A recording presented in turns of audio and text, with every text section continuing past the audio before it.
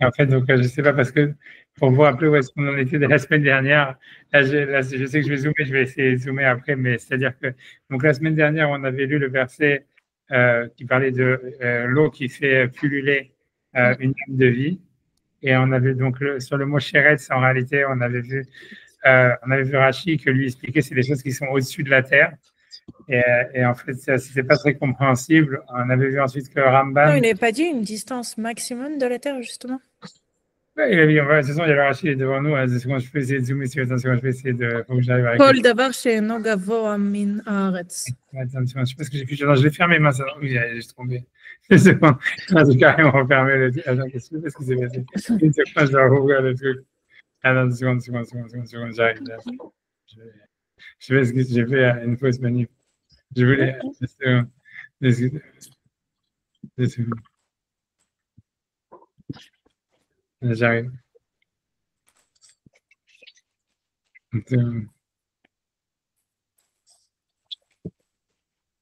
Euh,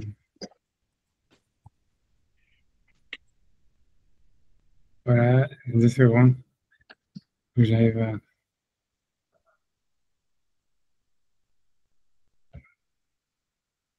Voilà.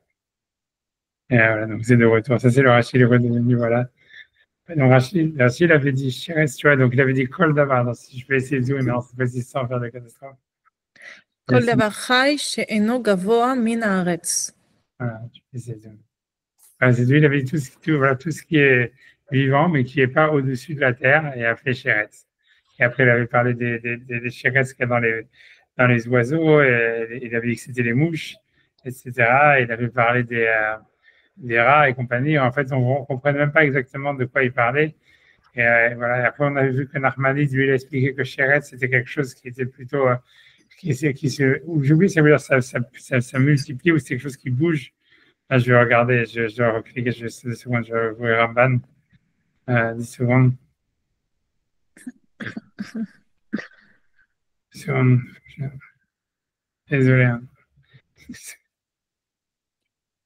J'ai cru d'avoir chez Nogabo Minares. Et donc, lui, il avait dit voilà, on voit comment on dit ça au niveau des Égyptiens, des Juifs quand ils sont Vaishretsu. Ok, donc après ça, il a dit Shinyan Ashratsa ou Kitam Tnua. D'abord, il avait ramené l'explication de Mkelos qui disait que Shritsa, c'était quelque chose qui avait à voir avec le mouvement et que ça serait de chez Uratz, la chose qui court. Et donc, quelque chose qui est constamment en mouvement. D'avoir chez le Ishkot, le Yanouar. Et ça, il avait expliqué ça. Donc, Ramban, il avait ramené ça au nom de, comment il s'appelle, de Unkelos. Et ensuite, il avait lui-même ramené son explication à lui, que lui pensait que c'était lié plutôt à quelque chose qui se je dirais que, une seconde. Parce qu'après avoir dit que c'était sur le mouvement,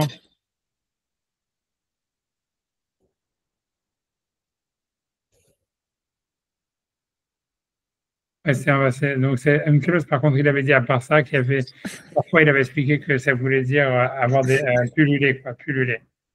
Donc ça voulait dire soit quelque chose qui est en mouvement, soit quelque chose qui pullule, qui se multiplie très rapidement.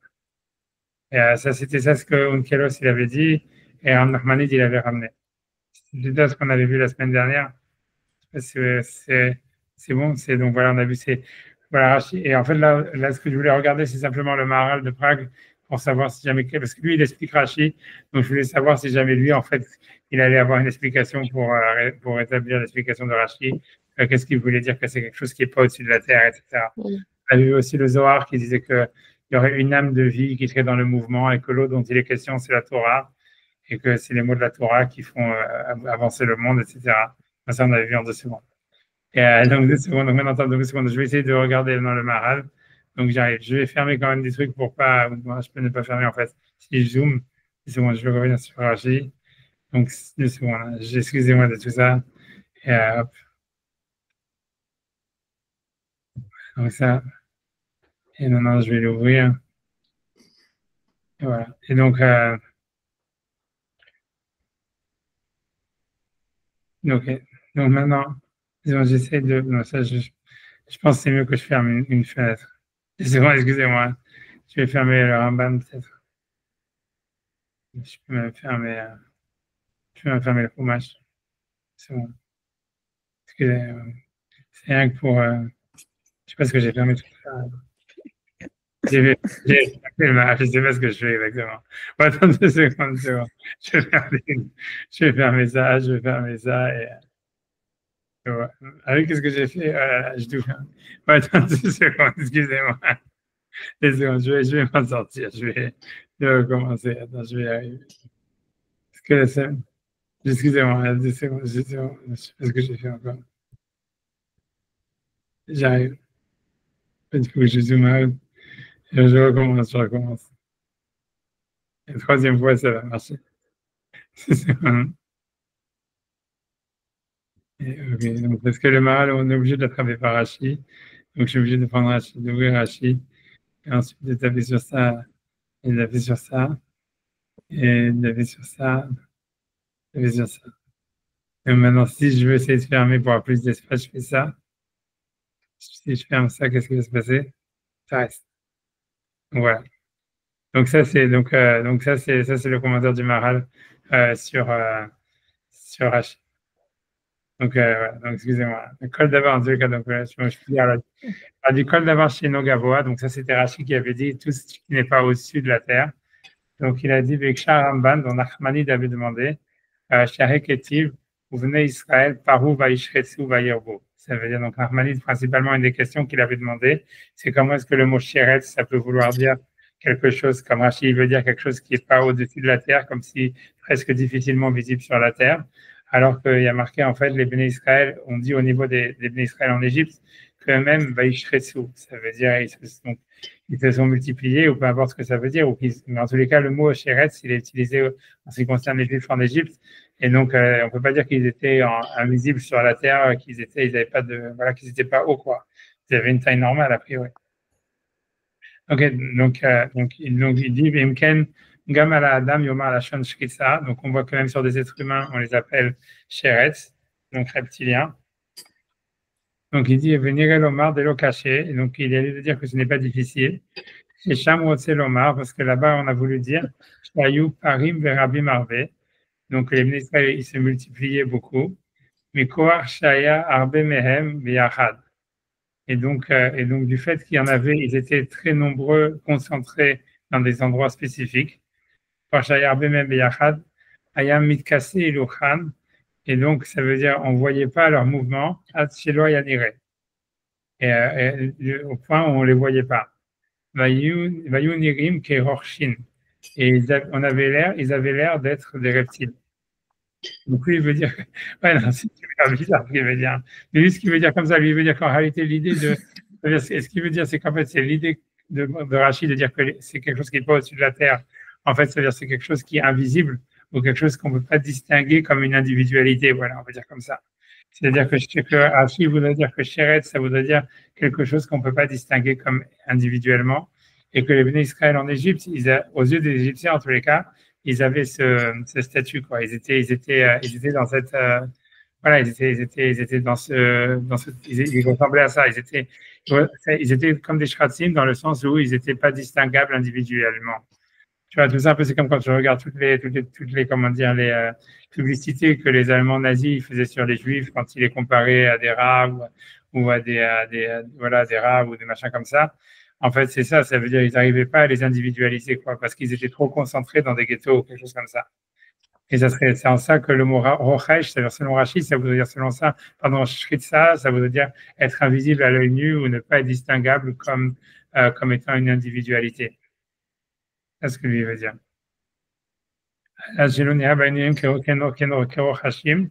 Donc voilà, donc lui c'est ça ce qu'il veut dire. Donc lui voudrait dire ça, ça selon Rachid. Donc l'idée d'invisibilité, ça ne veut pas dire nécessairement d'être petit de taille, mais c'est une question qu'on on peut pas distinguer comme quelque chose d'individuel. Et donc je veux dire par rapport à ça, dans la création du monde, quand il y a marqué quand Hachem dit à la mer de faire pulluler Nefesh Chaya, Ishketsu Nefesh Chaya, ça voudrait dire une âme de vie qui en fait qui crée des individualités qui sont invisibles à la base, quoi. Et donc c'est encore une fois ça suivrait Darwin, quoi. Ça voudrait dire en fait qu'au début il y avait des sortes d'amibes ou des machins comme ça. Ça veut dire que la création de la vie elle a commencé par des structures en fait qui étaient presque difficilement individualisable, quoi. Mais bon, mais on ne dit pas que ça veut dire qu'après, ça a évolué en quelque chose d'autre, puisqu'on n'est pas encore arrivé aux animaux. A priori, c'est deux étapes, c'est une autre création, mais ça voudrait dire en tous les cas que dans l'histoire, il y aurait eu d'abord des poissons, des petits poissons, des choses comme ça, des êtres aquatiques qui, en tous les cas, qui viennent de la mer et qui sont en fait non invisibles à la base, quoi, ou qu'on ne peut pas individualiser. Donc, oui, c'est comme ça qu'il explique Rashi, qui va expliquer que donc le mot rochesh, ça voudrait dire selon Rashi quelque chose qui est invisible en tant qu'individualité. Vod de chiluk ben ishketsu ben sheretz. Donc lui, à part ça, le Maharal, il veut dire une autre idée. Il voudrait dire que au niveau des enfants d'Israël, on dit vaishketsu. Tu veux dire? Vaishketsu, ça veut dire le mot vaishketsu, c'est le verbe qui voudrait dire être sheretz. Et le mot sheretz, ils auraient deux significations différentes. Je ne sais pas ce qu'il veut dire, c'est ce qu'il dit pour l'instant. Donc, ce qui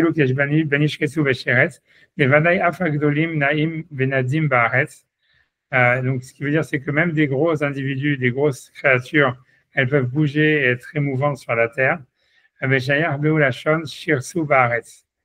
puisqu'on va le dire, puisqu'à part sur les Juifs, on le dit aussi sur Adam, sur Noé, quand il doit pulluler sur la terre. Donc, il dit, voilà, ce qu'il voulait dire, en fait, c'est être en mouvement sur la terre. Shirsu Baaretz. Et ça, c'est possible même sur des gros individus. Et là, Shen Likrot Otam Beshem Sheretz. C'est ça ce qu'il veut dire. Il veut dire, on va les appeler des Sheretz. Puisqu'il veut dire, c'est deux choses. Il veut dire, le mot Vaishkretsu, ça veut dire, c'est se comporter comme un reptile, ou comme un Sheretz. Ça veut dire comme quelque chose qui serait comme un insecte ou un reptile. Et ça, on peut dire que les hommes, Hachem, il peut demander par exemple à Noir, quand il sort de la Teva, de se comporter comme un reptile ou un insecte, dans le sens où ça veut dire qu'il doit bouger partout, comme il avait dit Unkelos. Et il veut dire qu'en fait, c'est la même chose avec ce qu'Hachem dit à Adam. Donc, ça veut dire, ce qu'il veut dire, c'est qu'un homme, il peut être mashritz, ce qui voudrait dire en fait un homme qui, comme on avait vu si on prend l'étymologie de Unkelos, qui dit sheratz, ou ratz, ça veut dire il court. Donc, ça veut dire en fait un homme, il peut être constamment en mouvement, ça veut dire en mouvement constant au point où presque, mais ça n'en fait pas de lui un reptile, quoi. C'est ce qu'il veut dire. Ça veut dire. Et donc, ça veut dire ce que Rashi dit. Rashi, quand il veut dire le reptile, c'est celui qui n'a pas d'autre condition que d'être dans ce mouvement invisible qu'on ne peut pas individualiser à cause de son mouvement. Et donc, pour lui, en fait, ça, c'est des animaux comme, je sais pas, comme les insectes, comme il avait donné l'exemple, je sais pas, des rats et l'exemple des escargots, je sais pas, ou des limaces, je sais pas quoi. Ça veut dire, en fait, c'est des animaux, en fait, qui sont, qui sont petits, quoi. Donc, et ça, parce qu'eux, ils n'ont pas d'autres conditions possibles. Et c'est ceux qui sont appelés sheretz. Mais par contre, le mot vaishretsu, ça veut dire à faire l'action d'un sheretz. Ça peut être utilisé pour un être humain, dans le sens où, où il bouge beaucoup, ou bien où il est dans une situation de concentration, au point où on ne peut pas le définir comme une individualité. Mais ça se contredit, parce que Vaishretsu dans Onkelos, c'était justement se répondre. Ouais, c'est ça, c'était se répondre. Ouais, c'est vrai, mais d'un autre côté, lui, il veut dire. Ça contredit.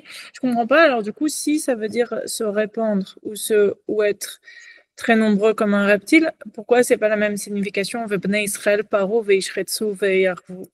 Ouais, ça veut dire pourquoi est-ce qu'il dit. Peut-être c'est une deuxième réponse qui veut dire, mais la première réponse qu'il voulait dire, c'est être invisible. Ouais, parce que je pense que c'est sûr que Rashi, lui, il n'a pas ramené. Lui, il essaie de mélanger un peu l'histoire, l'explication de Onkelos qui dit que c'est lié à un mouvement, et Rashi qui veut dire que c'est lié à une question d'invisibilité ou de non-individu, ça veut dire d'incapacité à individualiser. Ouais, c'est vrai. Alors qu'au début, il a voulu dire que peut-être les Bnei Israël, quand ils disent Vaishkretsu, ça voudrait dire, puisqu'il vous dit, au début, il voulait dire Vaishkretsu. Il veut dire, au début, il veut prendre comme l'explication de Rashi, ça veut dire sans penser que c'était à cause du mouvement, c'est uniquement en fait qu'ils étaient concentrés, qu'ils étaient tous, on va dire, similaires, en tous les cas aux yeux des nations, et que donc ils n'étaient pas, les Goïms, ils n'arriveraient pas si tu veux, à retrouver des individualités dans le peuple d'Israël, quoi. Ce qui en soi aussi intéressant, parce que ça montre souvent quand il y a l'antisémitisme, c'est parce que tu n'arrives pas à retrouver des individualités, quoi. Ça veut dire quoi, ça, pas compris. Ouais, ça veut dire que tu vois, je pense que l'idée, c'est quand tu vois l'antisémitisme en général, toujours, enfin, en France ou même n'importe où, mais même en Allemagne et tout ça, c'est parce qu'en fait, c'est quand ça veut dire les goïms, quand ils regardent les juifs, ils créent des archétypes, tu vois, ils créent je sais pas comment dire, tu vois, c'est ça, tu vois ce que je veux dire. Et c'est vrai que c'est bizarre, mais moi, je sais pas, j'en sais rien, c'est mon idée personnelle, c'est quelque chose que je pense maintenant. Je sais pas si c'est vrai ou pas vrai ce que je dis, mais ce que je pense quand même, c'est que c'est vrai qu'en fait, quand moi, par exemple, tu vois, je pense, tu vois, quand tu vois, je parle les Arabes en France, tu vois, mais ce que je veux dire, tu vois, c'est-à-dire que quand tu vois les autres minorités, tu as l'impression, je sais pas, même quand tu vois des Noirs ou tu vois des Arabes, etc., tu vois, c'est beaucoup plus facile. Je sais pas, les goïms en tous les cas, mais même moi, on va dire, en tant que Français ou j'en sais rien, ça veut dire tu vois des individualités, quoi. Tu vas beaucoup moins vite faire un prototype, tu vois, comme on appelle ça, je sais pas, un prototype ou un archétype, de dire, ah, c'est ça les Noirs, ah, c'est ça les Arabes, même si jamais ça existe, mais très facilement, en fait, tu arrives à dire, ah ouais, non, tu vois, il y a un Arabe X, un Arabe Y, un Arabe machin, etc. Et chez les Juifs, en fait, il va y avoir toujours une tendance à généraliser, à faire un archétype, à faire les Juifs, tu vois. Et même les Juifs eux-mêmes, c'est comme ça tu vois, c'est comme ça qu'ils se voient, quoi. Ça veut dire, ils se voient vachement comme ça veut dire, ils s'identifient vachement à une sorte de groupe et comme si, en fait, leur individualité, ils ont du mal, en fait, à la placer dans le groupe. Et je pense que moi, j'ai remarqué, enfin, j'en sais rien, c'est ce que lui dit ici, quand il explique sur Rachi. Moi, j'ai vu que chez les Goïms, c'est beaucoup plus, je sais pas, moi, peut-être, c'est une intuition, c'est quelque chose, je peux pas le prouver ni rien, mais moi, c'est quelque chose que j'ai ressenti, qu'en fait, à chaque fois, j'ai l'impression que les Goïms, ils ont vachement, même les minorités, tu vois, ça veut dire, c'est vrai qu'à la base, quand tout racisme, ça commence en disant, ah voilà, les Noirs, les Arabes, ou j'en sais rien, les XY, tu vois, les Italiens, les machins, mais en fait, très vite, tu vois, il suffit de parler, tu vois, je sais pas, avec un Arabe, ou deux Arabes, ou trois Arabes, ou trois Noirs, ou j'en sais rien, ou trois Français, ou machin, et très vite, tu vas commencer à dire, ouais, en fait, non, c'est des individualités. Et si tu veux, je ne sais pas comment dire, l'identité commune que de dire, ah, tous les Arabes, ils sont comme ça, ou tous les Noirs, ils sont comme ça part très vite, tu vois. Ça part très vite. Alors que tu vois, les Juifs, même si tu vas parler à un Juif et tu dis, ah ouais, ce Juif-là, il est comme ça, et tu parles à un autre Juif qui n'a rien à voir avec le premier, un troisième ou un quatrième, tu vas toujours avoir tendance à chercher le point commun, à dire, ah oui, c'est les Juifs, tu vois. Et même, Je suis pas trop d'accord avec ça parce que c'est une idée. En fait, on n'a aucun problème d'individualité. Au contraire, par exemple, au Japon ou dans des communautés d'Extrême-Orient, eux, ils n'avaient pas de mots quand ils ont traduit en anglais, quand ils sont arrivés, les Américains au Japon, ils n'avaient pas de mots pour dire individualité, en fait. Le mot n'existait pas, le concept n'existait pas. C'est-à-dire le concept d'une personne, pas sans sa famille, sans son travail, sans son village, sans son truc. Le concept n'existait pas. Je pense pas que ça soit. Je pense pas que ça soit. Je pense pas que ça soit vrai. Enfin.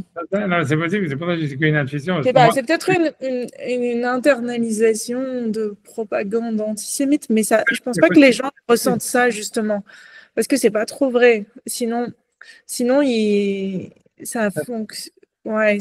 marche pas comme ça.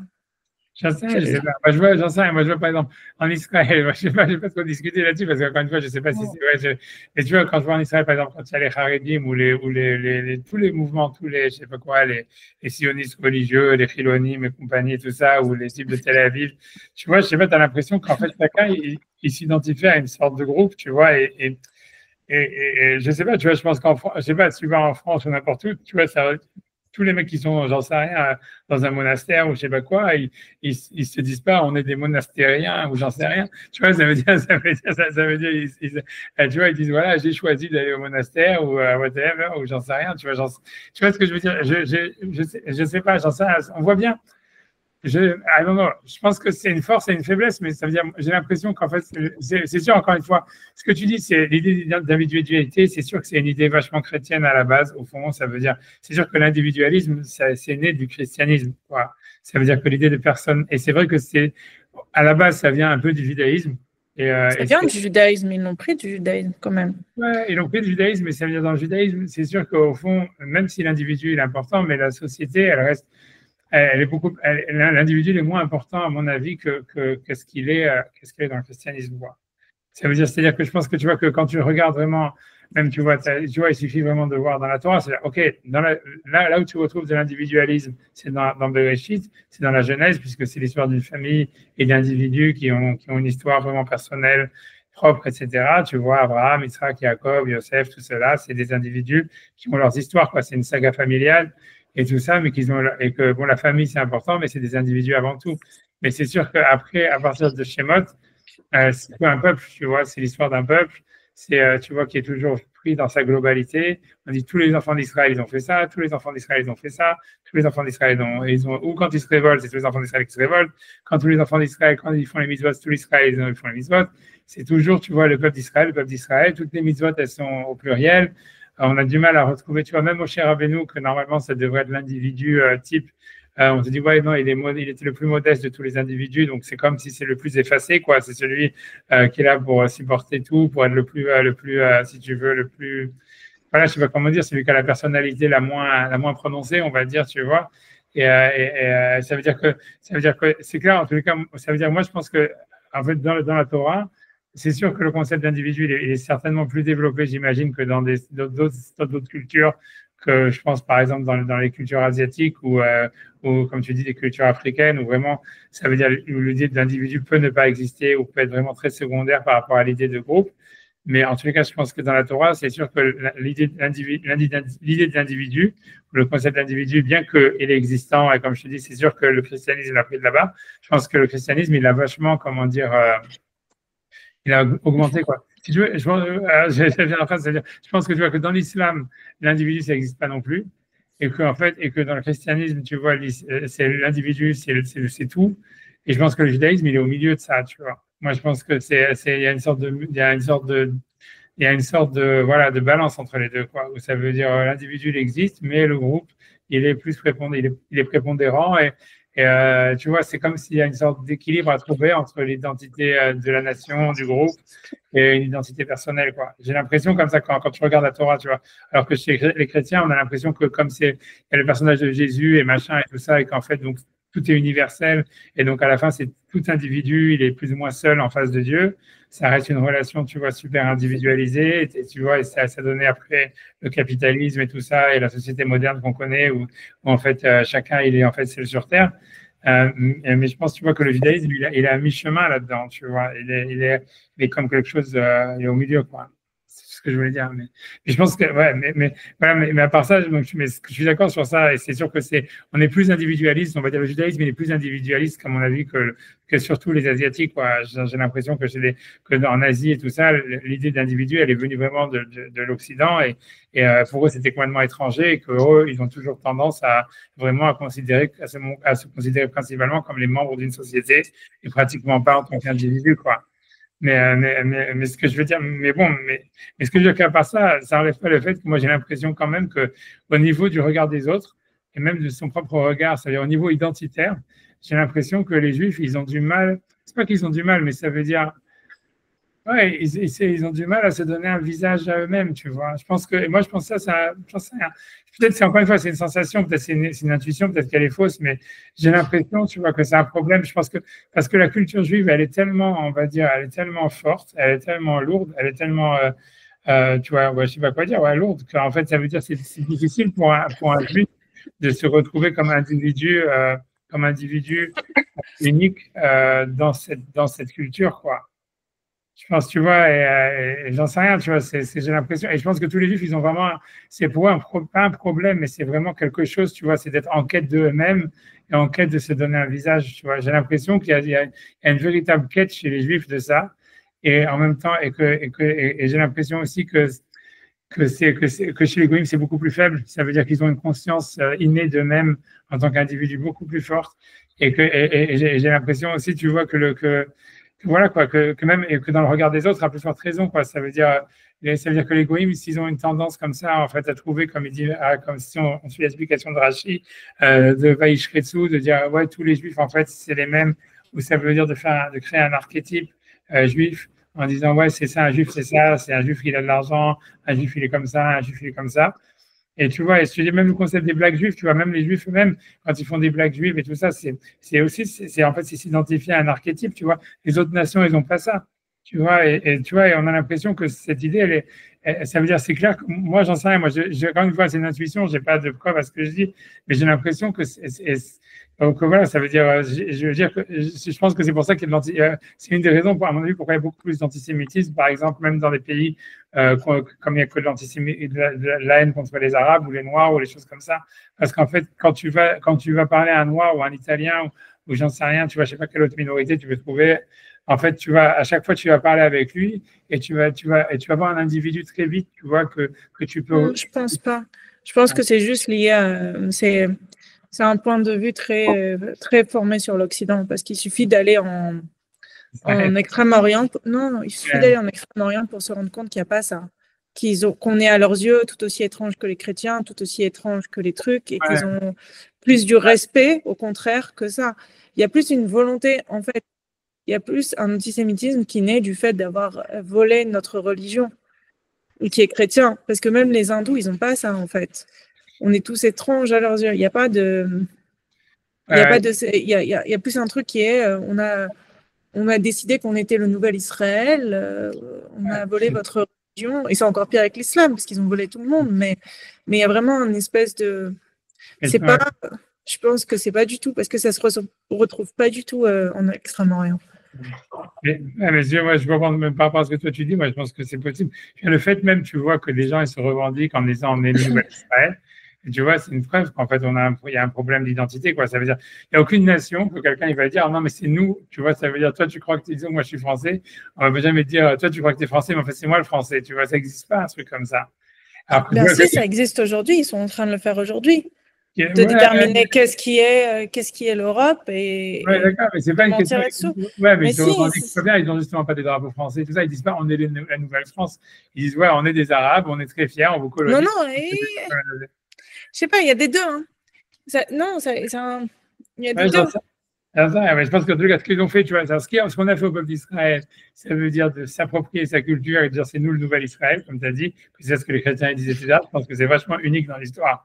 Ça veut dire, comme tu dis, qu'en plus qu'on les fait 2 fois ou même à tir-larigot, c'est-à-dire puisque les protestants ils l'ont fait. Mais ça veut dire que c'est vraiment unique, et ça montre bien en fait. Tu vois ce que veut dire qu'il y a quelque chose qui est.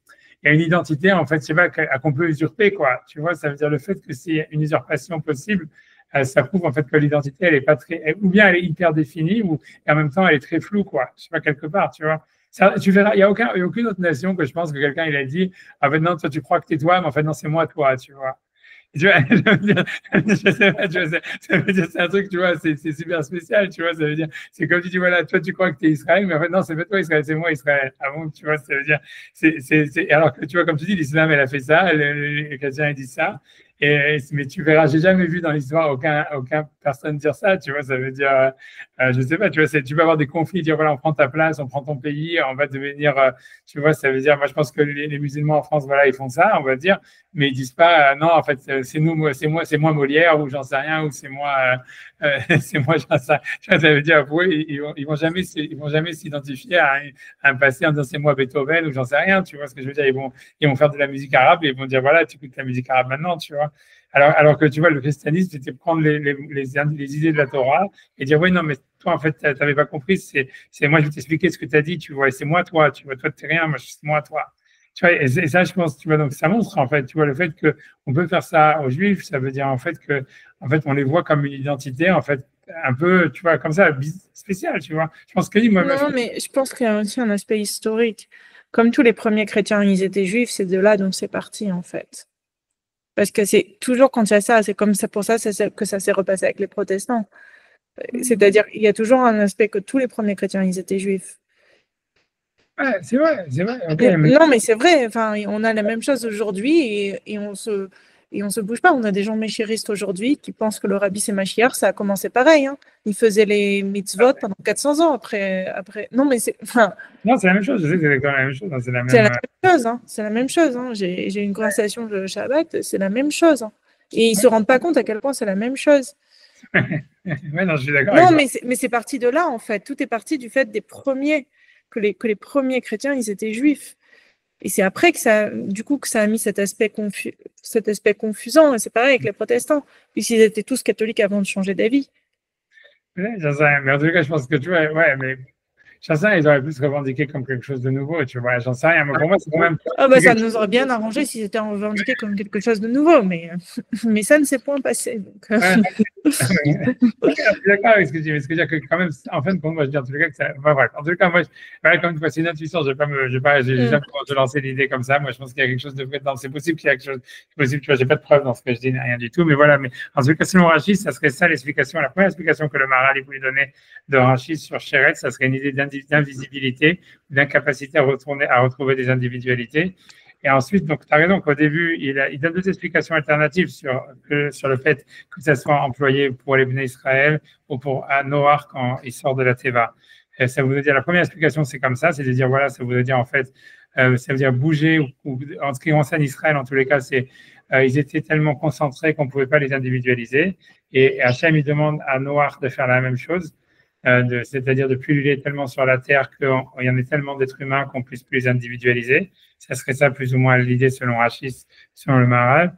Et ensuite, tu vois, dans la deuxième explication, où il veut dire plutôt qu'il y a le Sheretz et il y a le Vaishretsu. Donc, c'est sûr que là, il revient plus sur l'idée de Rachid, sur l'idée de Onkelos, mais qui veut introduire dans Rachid de l'invisibilité qui n'est pas liée au fait qu'il y a une concentration, mais c'est lié au mouvement.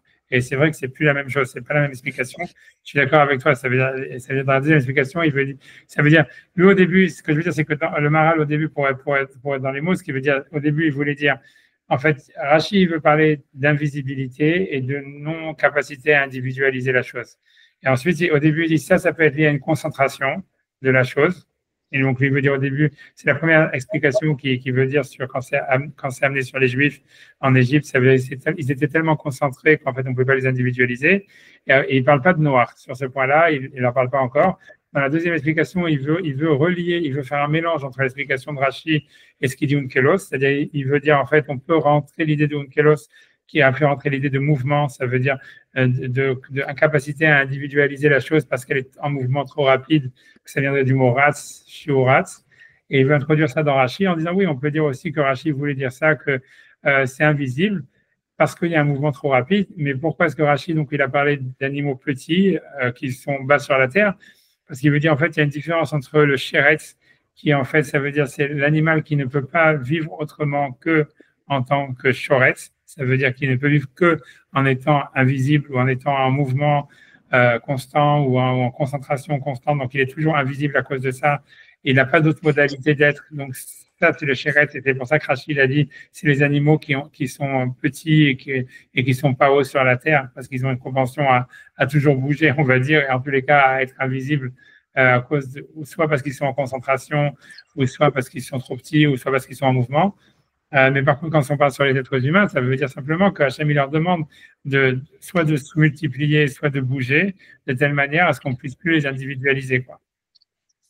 Ça serait ça l'idée, quoi. C'est ce qu'il veut dire comme explication. Ça correspondrait à quoi concrètement? Ouais, non, c'est sûr que c'est étrange. Dans Noach, on a l'impression que ça voudrait dire. Je ne sais pas, tu vois, ça veut dire dans Noach.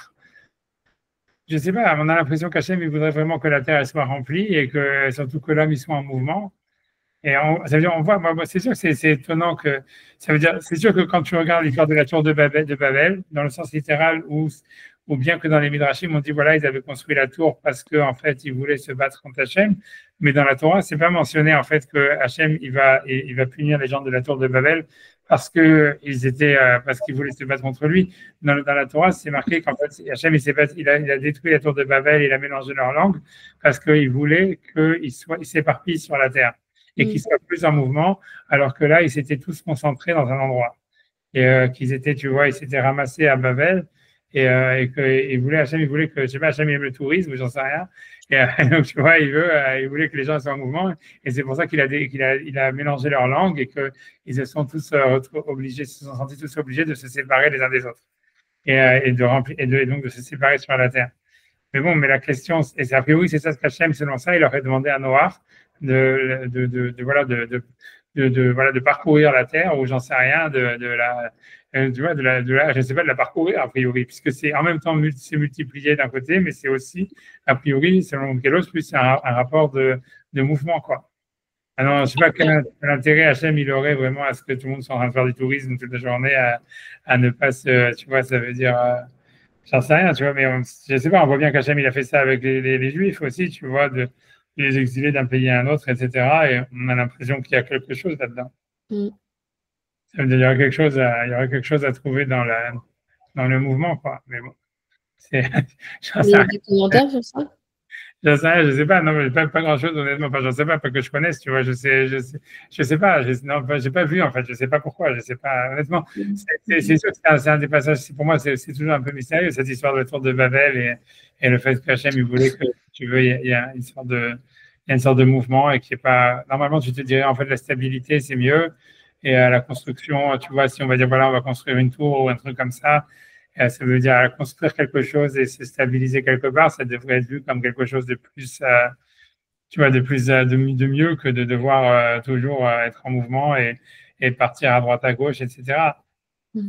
Je sais pas, tu vois, honnêtement, c'est clair que en ce qui concerne les Juifs en Égypte, où le mot est le même, il est utilisé, a priori dans le même sens, là-bas dans le Midrash, ils sont super péjoratifs, ils sont super négatifs par rapport à ça. Ça veut dire que là-bas, le Midrash, il dit, ouais, les Béné Israël, ils étaient visibles partout parce qu'ils étaient dans les théâtres, dans tous les endroits d'attraction. On voyait que, c'est ce qu'il dit, tu vois, là-bas, le Midrash. Et Vatimale Aresotam, la terre, elle était remplie d'eux. Ça veut dire que on les voyait partout parce qu'ils étaient toujours en train de s'afficher d'une manière toujours, ça veut dire de se montrer socialement, etc. Et d'avoir une grande visibilité au niveau social. Et que là-bas, dans le Midrash, c'est vu comme quelque chose de négatif qui a entraîné l'antisémitisme. Mais je sais pas, honnêtement, tu vois, j'en sais rien, je sais rien. Je sais pas pourquoi est-ce qu'Hachem, il aurait tellement. Je sais pas, ça veut dire, c'est une question compliquée. La vérité, tout simplement, c'est difficile de comprendre pourquoi Hachem, il a créé tellement d'espèces animales, pourquoi est-ce qu'Hachem, en fait, il a créé tellement d'espèces végétales, pourquoi est-ce qu'à la base, en fait, les choses, ça veut dire à la base, quand ça veut dire les espèces végétales, à la base, elles sont pas les mêmes, tu vois, dans tous les endroits du globe. Ça veut dire, voilà, je sais pas, à la base, il n'y avait pas de tomates en Europe, par exemple. Il n'y avait pas de vin, il n'y avait pas de vigne en Amérique. Ça veut dire que quand le monde, on a l'impression qu'Hachem, il a créé le monde d'une certaine manière à ce qu'il soit en fait hyper mosaïque. Ça veut dire, voilà, tu vois, dans différentes régions qui ont différents climats, vraiment différentes végétations, différents types d'êtres humains, et que tout ça, en fait, voilà, il n'a pas voulu créer. Pourquoi? J'en sais rien, tu vois. Ça veut dire que ça n'aurait pas été mieux si, en fait, j'en sais rien, on avait les mêmes climats partout, on avait le même genre de personnes partout. Et c'est sûr que, tu vois, ça aurait, je sais pas, tu vois, non, non, je sais pas. On voit bien que même dans l'histoire de Noir, ça va être un enjeu, parce que quand il lui dit, d'abord, il lui demande de faire ça en sortant de la Teva en disant, ouais, il faut remplir la terre. Et on a l'impression que ça veut dire, et donc, il faut qu'il y ait, faut qu'il y ait des hommes partout, quoi. Et a priori, il divise leur langue, mais en même temps, au niveau des saisons, il dit, voilà, il y aura les saisons, et le rythme des saisons, ils vont toujours, il va être ininterrompu, quoi. Donc, on a l'impression qu'en fait, si tu veux, il y aurait pu avoir une sorte j'en sais rien, de temps comme en Californie, quoi, où il fait toujours la même chose, ou j'en sais rien, hyper tempéré, etc., etc. Et que non, Hachem aussi, il a créé des climats différents, il a créé des cycles de climat, et voilà, une sorte de, je sais pas, je sais pas quoi dire, tu vois. Et maintenant, c'est sûr que c'est difficile à comprendre pourquoi, quoi. Ça veut dire, tu vois, le Rambam, il dit, quand il pose la question lui-même, il dit qu'il sait pas, il dit que c'est le genre de questions qu'on ne peut pas trouver de réponse. On ne peut pas le comprendre. Il dit que, voilà, lui, en tous les cas, il dit, il botte en touche par rapport à ça, quoi. Il dit il dit qu'on ne peut pas comprendre. C'est au-dessus de l'entendement humain d'essayer de comprendre. C'est comme ça. Mais en tous les cas, dans la Torah, c'est revendiqué comme étant une volonté d'Hachem, quoi. Et au point où, quand les êtres humains, ils ont voulu se rassembler pour rester à un seul endroit et construire, il les a, tu vois, il les a obligés à se séparer et à remplir la terre, etc. Et je ne sais pas, tu vois, non, je ne sais pas qu'est-ce que ça peut. C'est vrai, la vraie question, c'est de savoir, c'est qu'est-ce que nous, on cherche à travers notre mouvement, quoi. C'est-à-dire, ça peut être vu comme quelque chose de négatif, comme si on en fout de nous-mêmes.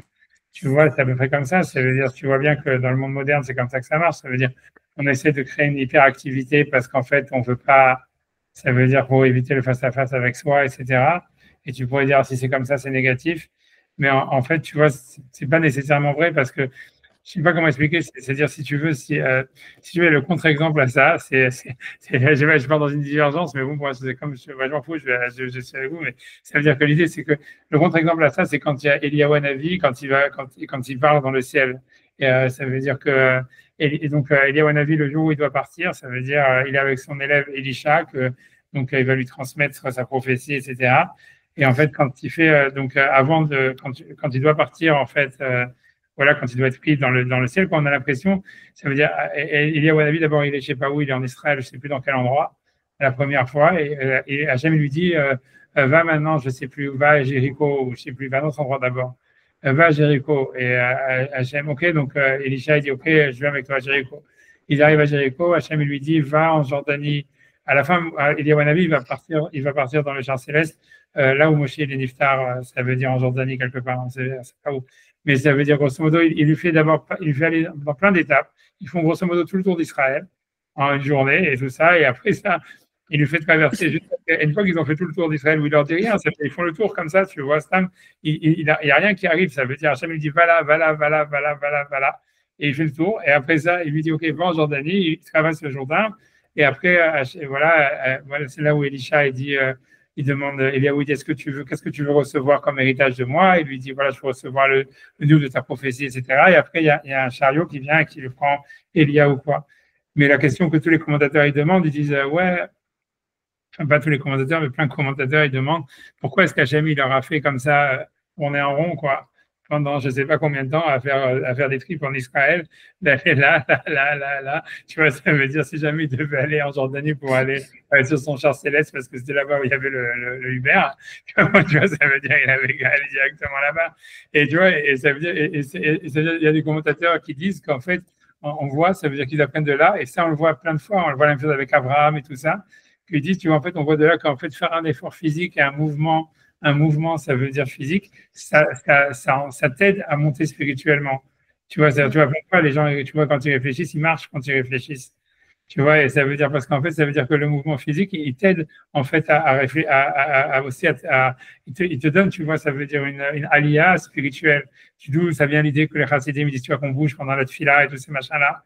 C'est parce qu'en fait, c'est que le mouvement physique, il peut t'aider, en fait, et spirituellement et mentalement, etc. Et c'est pour ça que Hachem, il demande à Eliyahu pour avoir le niveau, et à Elisha, si tu veux, pour arriver à la névoie, au niveau où il va monter sur le char céleste, il leur demande de marcher beaucoup et de tourner, tu vois, et d'aller de tel endroit à tel endroit, parce que le mouvement, en fait, c'est ça ce qui leur permet d'atteindre le niveau spirituel où il va pouvoir y avoir ce passage. Et tu vois, je veux dire, encore une fois, tu vois ça chez Abraham, où Hachem dit à Abraham, va en Israël du nord au sud, du sud au nord, etc. Et à chaque fois, Abraham, on ne sait pas ce qu'il va faire dans chaque étape. Il fait un corban, et puis c'est tout, et puis il passe, et puis il va ailleurs. Mais on a l'impression que, tu vois, la prophétie, elle est liée avec le mouvement. Et donc, ça veut dire que, tu vois, c'est que le mouvement, ça peut être vu comme quelque chose, tu vois, une fuite de soi. Ça veut dire, voilà, tu vois, c'est comme dans Pascal, dans les pensées de Pascal, qui dit que les gens, en fait, ils ont toujours besoin de constamment en mouvement parce qu'ils savent que s'ils s'arrêtent, en fait, ils vont commencer à se poser des questions existentielles profondes et ils vont remettre en doute leur existence et leur sens de ce qu'ils font, etc. Et tu vois, et c'est vrai, on va dire, c'est clair que une grande partie de la raison pour laquelle la vie sociale, on cherche toujours à être totalement immergé dans un mouvement social, c'est pour pas trop se poser de questions.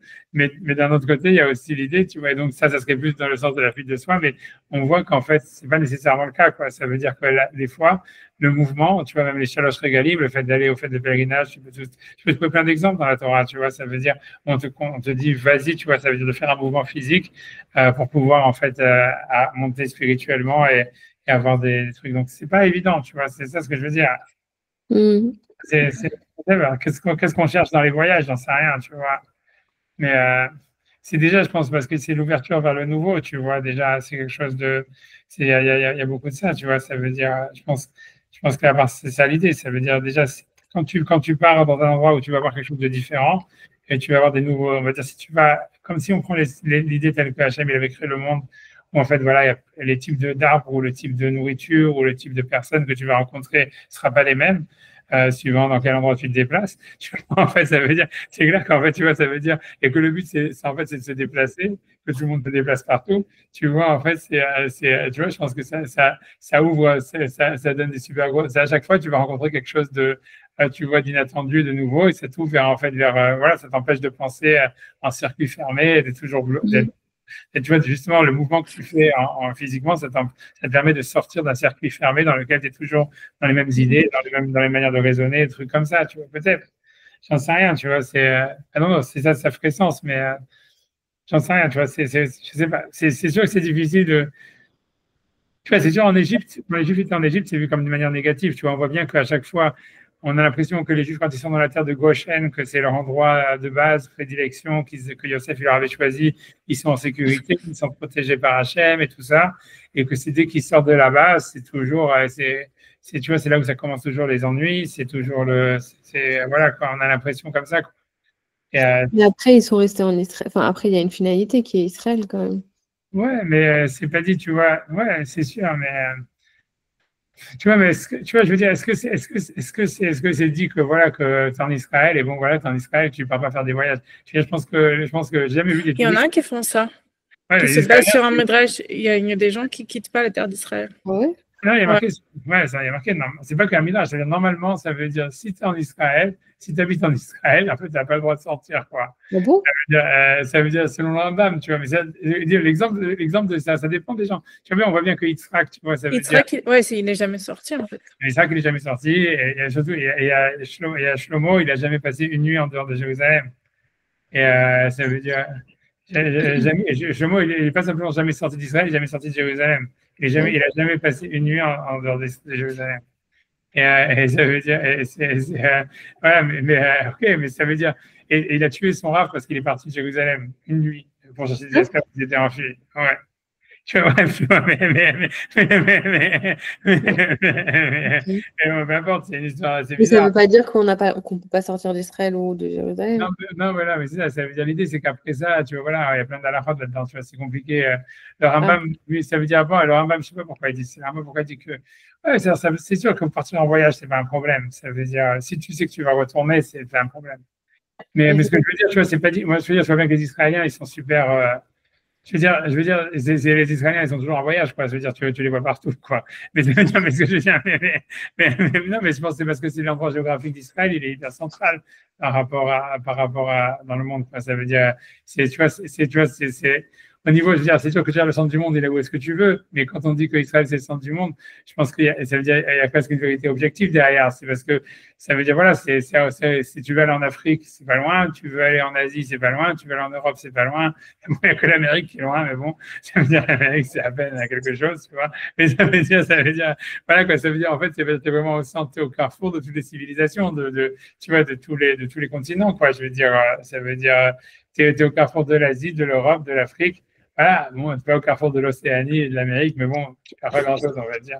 Tu vois, ça veut dire, mais c'est quand même, tu vois, on va dire, c'est quand même très central dans le monde. Je veux dire, c'est bizarre de dire une chose pareille, mais c'est vrai, ça veut dire, je veux dire, au niveau social, ce que je veux dire, pas au niveau géographique, c'est une absurdité, mais au niveau social, au niveau des différentes ethnies, etc., c'est sûr qu'Israël, c'est vraiment confluent de tous les continents, quoi.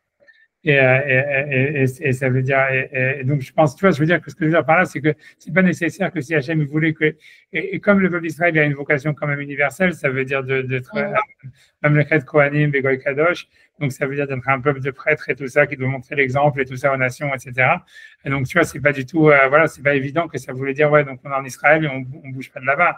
Tu vois, c'est comme une base, tu vois, à travers laquelle, tu vois, à partir de laquelle tu travailles, quoi. Ça veut dire, voilà, on a notre maison, on a notre base, on a notre Beth Amikdash, on a l'endroit où on fonctionne, et à partir de là, en fait, tu vois, on a une influence sur toute la terre. Et tu vois, je pense que c'est ce que Shlomo il a fait quand il a marié toutes les femmes non juives et tout ça, et qu'il a construit des palais et tout ça. C'était pour en fait qu'il y ait une ambassade de toutes les nations à Jérusalem. Tu vois, c'est marqué clairement dans les Midrashim que dans les temps messianiques, que Jérusalem elle va avoir un rôle international. Ça va être métropoline, ça va être la métropolis de toutes les nations. Et ça a été pendant longtemps comme ça. C'est pour ça que tu vois que les Romains voulaient tellement détruire le temple, etc. Ça veut dire, à l'époque de Shlomo, c'était clairement comme ça. Ça a périclité, mais le temps qu'il y avait le temple, c'était toujours, ça veut dire, c'était un endroit, un repère, un phare pour toutes les nations autour. Mais voilà, ce que je veux dire sur ça. Donc, ce que je veux dire par là, voilà, c'est pas nécessairement de dire que voilà, comme il y a Israël, alors il y a plus il n'y a plus de chemin, tu vois. J'en sais rien, tu vois. Après ça, bon, il y a plein d'autres histoires. Ça veut dire, tu vois bien que Rachel, elle a été enterrée sur le chemin, que ça veut dire ça, tu vois. Ça veut dire, en fait, c'est la matriarche de l'exil, quoi. Il y a quelque chose dans le chemin. Dans l'exil, ça serait ça. Bon, j'ai pas, d'abord, ce que j'ai pas, j'en sais rien, mais je sais pas, c'est sûr que voilà, dans le mouvement physique, c'est sûr que ça ouvre vers le mouvement. Ça ouvre déjà, je pense, ça sort ça permet ça ouvre vers le nouveau, quoi. Je sais pas, C'est difficile, je sais pas. C'est sûr, c'est difficile. Tu me poses la question, pourquoi est-ce qu'on a besoin d'un mouvement physique pour souvent, ça veut dire, quand on réfléchit, on voit, on a besoin d'un, ça veut dire, on a besoin de faire soit de, je sais pas, il y a des gens qui fument la cigarette, il y en a qui boivent du café, il y en a qui, mais toujours, tu verras, en fait, très souvent, ça veut dire qu'il y a besoin d'une activité physique quelconque pour pouvoir, ça aide à l'activité mentale, tu vois, c'est sûr. Mais je sais, c'est difficile. Mais alors, comment ça se fait? C'est compliqué, tu vois, je, je sais pas, c'est difficile. Je saurais pas quoi dire. Je saurais pas dire pourquoi c'est comme ça et qu'est-ce que ça peut apporter. A priori, ça serait, Mais parfois, on peut avoir des réflexions sans être dans le mouvement physique. ouais, on peut, c'est sûr, mais je suis d'accord. J'ai pas dit le contraire, hein, c'est heureusement. Mais j'en sais rien. C'est Mais vrai. c'est un facteur, enfin, c'est un générateur. C'est vrai. Ça empêche d'être figé aussi. Ouais, c'est Dans comme ton- un réveil, quoi. Non, mais des fois, quand tu réfléchis, tout le monde fait ça. Enfin, je sais pas, je sais que je suis pas la seule à. Dans un métier de recherche où tu cherches de nouvelles idées, je suis pas la seule à marcher. Tu vas. Ouais, quand tu es bloqué, tout le monde sort et tu marches et tu reviens et tu as une. Ouais. C'est pas toujours Eureka, mais, Ouais, ça, mais ça aide. rester face à un papier ou quoi, Ouais. quand tu as idée, ça va, mais quand tu n'arrives pas, figé, il n'y a rien qui marche pas. Ouais, non, c'est ça. Donc voilà, ok. Ouais, c'est un exemple, tu vois. Donc c'est clair, il y a quelque chose comme ça. Maintenant, comment ça marche, pourquoi c'est comme ça, j'en sais rien. Mais ça expliquerait pourquoi est-ce qu'Hachem, il aurait peut-être demandé, tu vois. Ça veut dire, on voit bien les pays Israël dans le désert et ils marchent. Tu vois, ça veut dire, voilà, l'idée de l'exil, on le voit. Ça veut dire, mais tu vois, ça serait un exil qui permet de découvrir des choses. Je sais pas. Non, mais ils en avaient besoin aussi parce qu'il y avait eu, à cause des explorateurs, de comment ils s'étaient comportés, il fallait pas que cette génération-là rentre en Israël. Ça aurait pas. Ouais, non, Il y avait plusieurs significations quand même oui, là. non, c'est clair que oui, c'est clair, c'est sûr que tu as raison, mais c'est en quoi le tikkun, il était de faire ouais, c'est la partie de la semaine en plus. Je pense que c'est Massé, je pense que c'est Matot Massé cette semaine, je pense. C'est les voyages, les 42 voyages. Et tu vois, mais. Mais en quoi il y avait besoin? Ben, c'était une manière de ces. Ça a un sens, puisque la Torah les a répertoriés, et puis on dit voilà, ça correspond aux 42 noms du nom d'Hachem, etc. Donc ça veut dire, voilà, tous les chassidim, ils disent que chacun, c'est dans les femmes de Kabbalah, il y a marqué que chacun il a 42 étapes dans lesquelles il doit faire dans sa vie, et c'est ça les parachutes de Massé, il y a 42. Ouais, je sais pas, c'est un truc comme ça veut dire, c'est connu, tu vois, ça, c'est un truc, il y a quand même. Mais voilà, en tous les cas, c'est pour ça que, peu importe, mais c'est un sens, en tous les cas. On voit bien qu'il y avait les voyages et les étapes, l'homme, il a besoin on a l'impression de bouger, de voyager. Je sais pas, c'est sûr qu'on voit bien l'idée que de Noir, là où, puisque Hachem, il dit ça à Noir. Déjà, le mot Noir, déjà, ça veut dire repos. En plus, il était enfermé dans la Teva, c'est dans une boîte. Et qu'après ça, Hachem, il lui dit, vas-y, bouge, bouge, bouge. Tu vois, selon Rachid, que c'est Vaishretsu. Ça veut dire, tu vois, on a l'impression que, tu vois, il y a une sorte il y a une volonté, tu vois, de l'enfermement, de sortir de l'enfermement, tu vois. Tu vois, tu retrouves la même chose, en fait, avec Dina, quoi. Ça veut dire que Dina, on dit qu'elle est sortie, qu'elle s'est fait violer, parce qu'en fait, elle avait été mise dans la boîte par Yaakov, quoi. Yaakov, il l'avait mis dans une boîte pour pas que Esav se marie avec elle, et pour la cacher, etc. Et donc, elle est sortie de la boîte, et donc, elle a toujours voulu sortir, et après, voilà, elle s'est fait comme ça, elle s'est fait violer. Mais je pense qu'il y a un mouvement, je sais pas dit, donc là-bas, c'est pas positif, tu vois, mais on a l'impression, tu vois, que chez Rachel, le fait de sortir, d'être dans le chemin, c'est bien, tu vois, puisqu'elle est enterrée sur le chemin, et c'est la matriarche du chemin et de l'exil ou du voyage, et que Léa, c'était celle qui était, tu vois, qui devait rester dans la maison, voilà, mais qu'elle, elle sort bizarrement, et que voilà, et que ça se termine, et que ça se passe pas bien quand elle sort, quoi. Mais je pense qu'il y a l'idée de l'enfermement, en fait. Ça veut dire, je pense que l'idée, c'est qu'à un moment, on se sent enfermé. Et tu vois, je pense que c'est une étape en fait de la réflexion. Tu vois, si tu veux, dans le Zohar, ils disent toujours que la dépression, c'est en fait le symptôme d'une idée mal comprise et qui va être comprise. C'est-à-dire pour eux, tu vois, c'est la lumière noire annonce la lumière blanche, tu vois, et ça veut dire, tu peux pas comprendre quelque chose si tu passes pas par une étape dépressive ou quelque chose comme ça, ou en tous les cas, ou quelque chose, tu vois, tu vois, ça, ouais, non, c'est un truc comme ça, mais je pense que c'est un peu Mais il parle de dépression. non, il n'est pas le mot de Il dit Shigaon. moderne qui existe dans le Zohar, évidemment. Ils parlent de Marash Chora, c'est parce qu'ils appellent ça la ville noire, ce qu'ils appellent. Parce que tu vois, tout le monde traduit par dépression, mais ça veut dire obscurité en tous les cas. Donc ça peut vouloir dire que c'est une idée qu'on comprend mal. Ça veut dire qu'avant de comprendre l'idée clairement, tu la comprends d'abord mal. Et en fait, ça crée une sorte, si on va dire au niveau intellectuel, si on ne parle pas au niveau on va dire des émotions, mais ça voudrait dire ça crée en fait une sorte d'émotion ou de sentiments, de sensations négatives, quoi.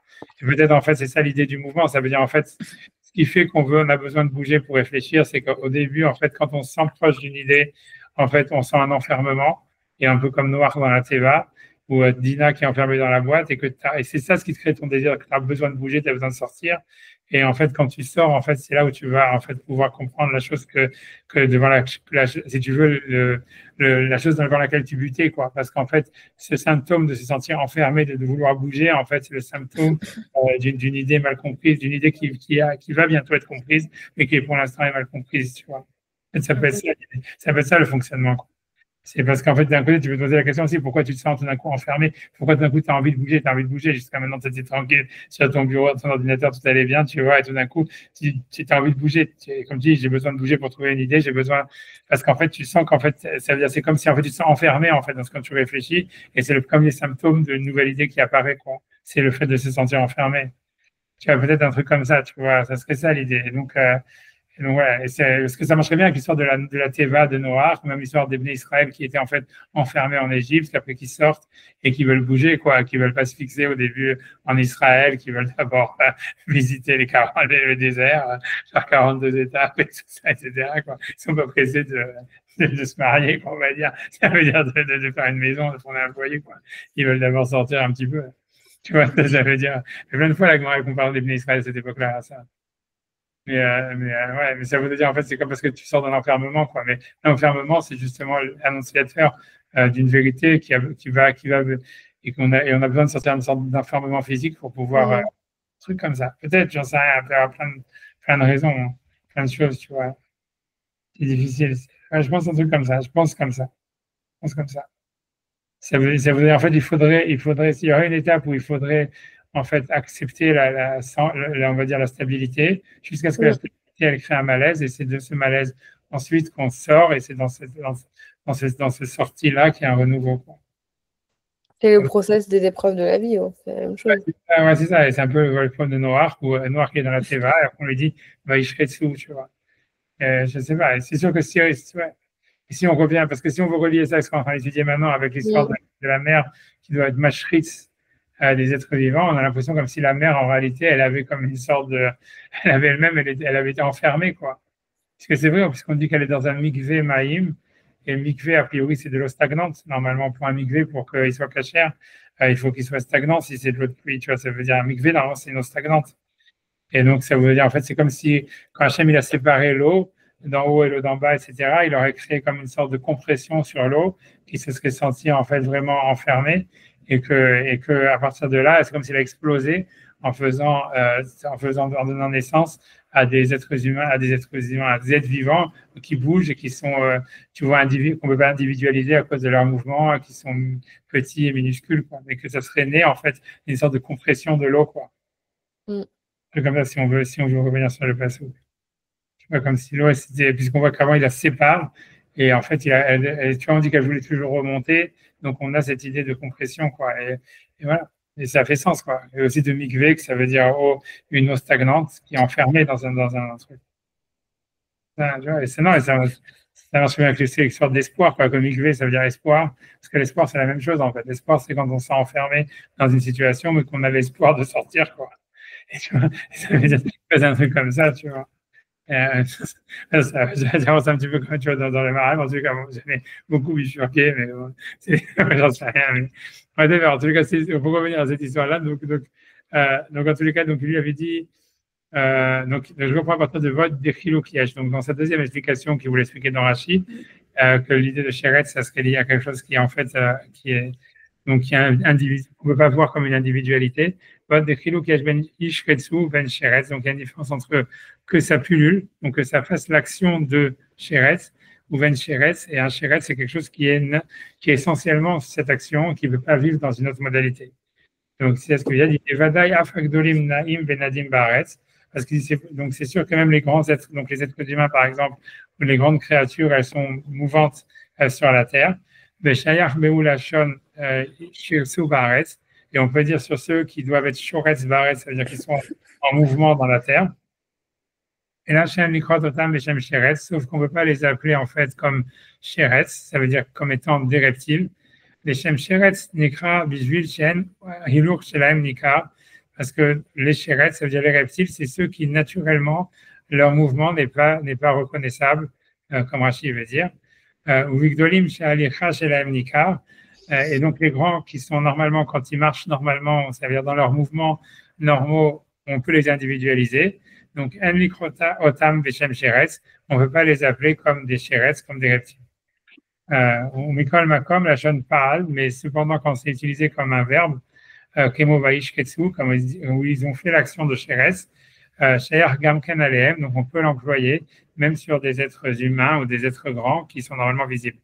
Des gars Magdolim, maintenant je vais essayer de scroll down sans faire de catastrophe. Une seconde, scroll. Ouais, des gars Magdolim, parce que même les grands, Naïm Benadim, ça veut dire il bouge.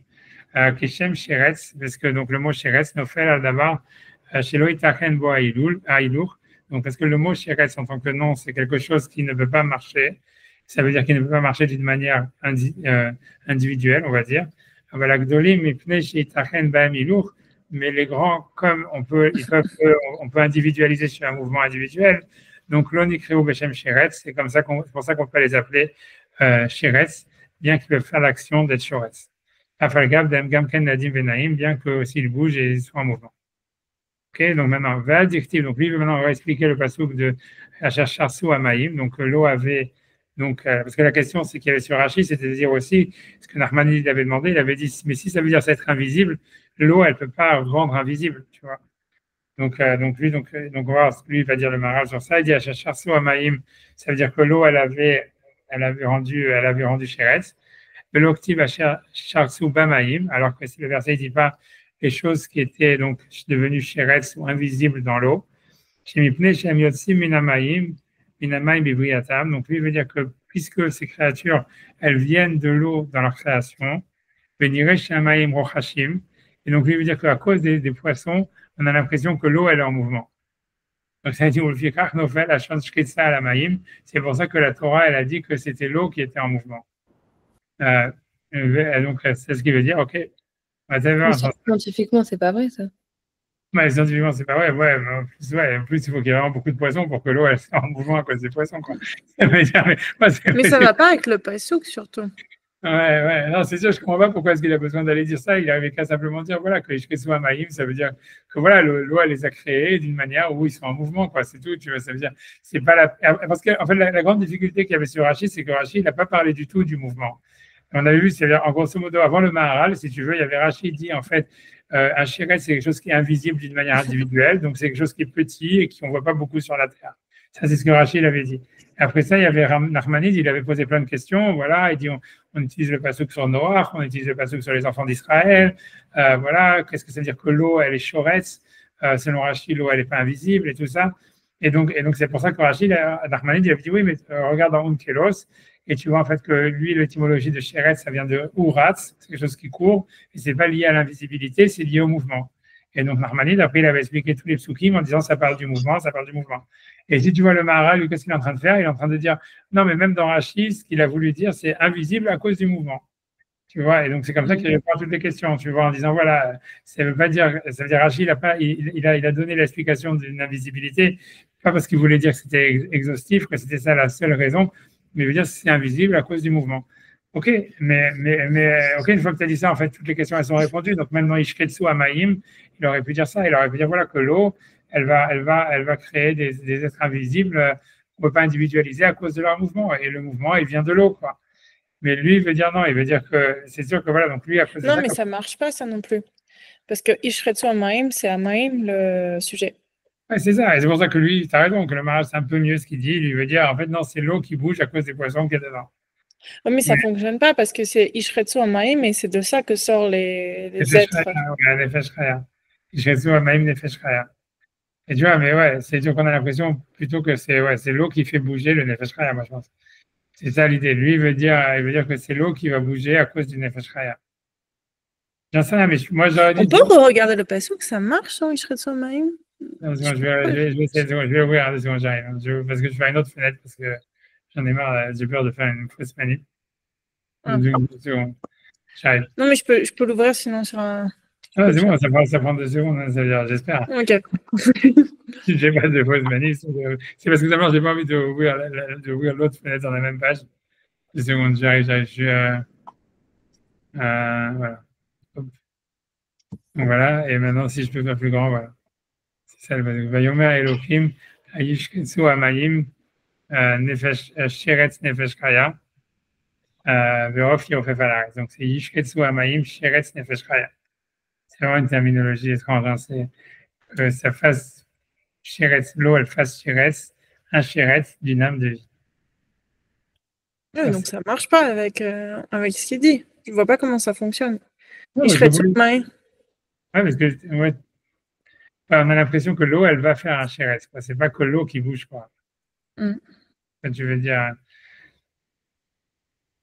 Ouais, on a l'impression le sujet du verbe, c'est l'eau, puisque déjà, c'est un pluriel et a priori, la seule chose qui pourrait être un pluriel, c'est les eaux, puisque c'est maïm, ça peut être un pluriel. Et donc, a priori, le sujet, c'est ishretsu maïm, c'est l'eau qui va pulluler. Et le complément de l'action, ça serait quoi? Ça serait le nefesh chaya. Ouais. C'est ça, mais ouais, moi je vois pas, ça me pose pas trop de problème. Ça veut dire voilà, que l'eau elle fasse pulluler ou elle fasse bouger, voilà une âme d'eau. Et ça veut dire que les poissons ils bougent à cause de l'eau. C'est ce que Narmanid il avait dit. Les poissons ils bougent à cause de l'eau, mais ça veut dire grosso modo, selon ce qu'on a dit, ça veut dire que ça serait un mouvement de l'eau qui aurait en fait créé la vie, quoi. Oui, mais après, il bouge tout seul. Ouais, mais ça veut dire oui, mais bon, mais on va dire l'impulsion quoi de départ, quoi. Oui. Impulsion, c'est ça, Ishketu, c'est de donner une impulsion qui va faire que il y a un shiretz, il y a un mouvement de Nefesh Chaya, une âme vivante. Alors, c'est vrai, est-ce que l'eau concentrée, ça peut faire ça? Je ne pense pas, mais j'en sais rien. Tu vois, mais je sais pas ce qui se passe si jamais tu comprimes de l'eau au maximum, je sais pas, qu'est-ce qui se passe? Non, en comprimant, non, mais on pense aussi que les premiers éléments qui ont été créés, ils étaient dans l'eau. Enfin, Ouais, c'est ça. les premières bactéries, les premiers trucs, les premières. Ouais, c'est ça. Et comment ils ont pu naître de l'eau, quoi? Ça, c'est une autre question, mais c'est ça, a priori. Oui, mais que ça vienne de l'eau, et c'est pas étrange. Le Ishretsu. Ah, mais donc c'est Ishretsu. Mais je comprends pas en fait pourquoi il dit ça. Parce que Ishretsu, on peut dire Ishretsu Amaim dans le Ishretsu dans le sens